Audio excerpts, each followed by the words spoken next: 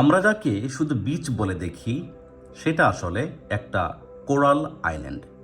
হ্যাঁ, Saint Martin island শুধু একটা ভ্রমণের জায়গা না, এটা দাঁড়িয়ে আছে হাজার বছরের গড়ে ওঠা কোরাল রিফ এর উপর।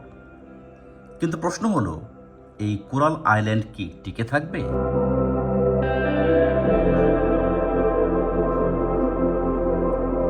কোরাল আইল্যান্ড আসলে কি?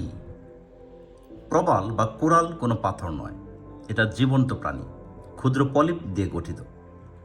এই ক্ষুদ্র প্রাণীগুলো হাজার বছর ধরে স্তর তৈরি করে, যা আমরা বলি প্রবাল প্রাচীর বা কোরাল রিফ।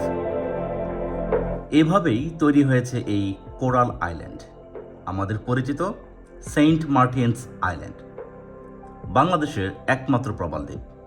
এই সেন্ট মার্টিন আইল্যান্ড আসলে একটি জীবন্ত ইকোসিস্টেম।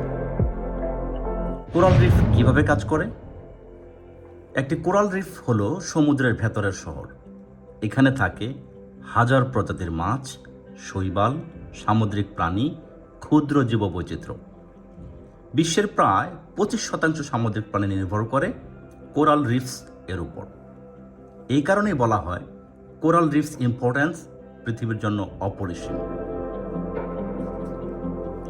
যখন আপনি সেন্ট মার্টিন ট্যুরে আসেন, যখন আপনি একটি সেন্ট মার্টিন ট্রাভেল ভ্লগ দেখেন, আপনি আসলে একটি জীবন্ত কোরাল আইল্যান্ড দেখছেন।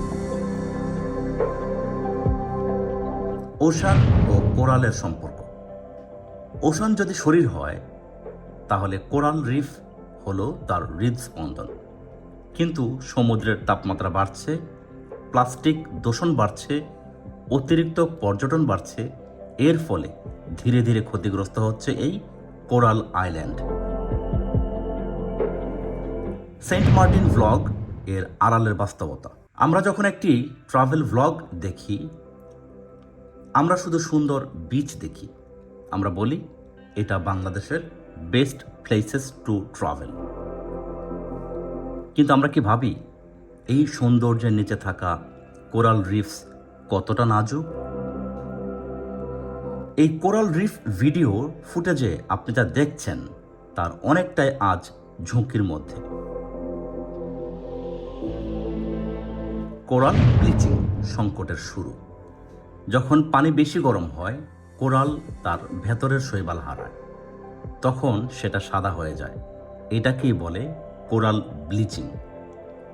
যদি এটা দীর্ঘদিন থাকে, মরে যায় পুরো কোরাল রিফ, এবং তখন ভেঙে পড়ে পুরো কোরাল আইল্যান্ড এর ভারসাম্য।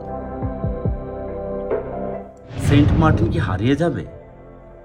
এই সেন্ট মার্টিন আইল্যান্ড দাঁড়িয়ে আছে প্রাচীন প্রবাল প্রাচীর এর উপর।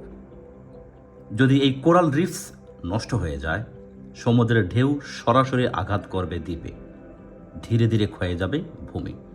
তাহলে প্রশ্ন থাকে, আমাদের এই সেন্ট মার্টিন ব্লগ এর ভবিষ্যৎ কি? যদি আমরা একদিন শুধু স্মৃতিতে দেখি এই দ্বীপের ছবি, তাহলে সেটা হবে এক ধরনের দ্য কোরাল অ্যালবাম, যেখানে থাকবে হারিয়ে যাওয়া প্রবালের গল্প। আমাদের দায়িত্ব, আমরা যারা সেন্ট মার্টিন ট্রাভেল ভ্লগ বানাই, আমরা যারা সেন্ট মার্টিন ট্যুর করি, আমরা যারা এই কোরাল আইল্যান্ড এ যাই, আমাদের দায়িত্ব আছে। প্রবাল ভাঙব না, প্লাস্টিক ফেলব না, সচেতনতা ছড়াবো। কারণ এই কোরাল আইল্যান্ড শুধু ভ্রমণের জায়গা না, এটা জীবন্ত ইতিহাস।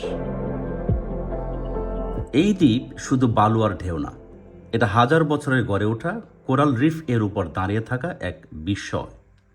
যদি আমরা এখনই সচেতন না হই, তাহলে একদিন শুধু গল্প থাকবে, আর থাকবে এক হারিয়ে যাওয়া কোরাল আইল্যান্ড।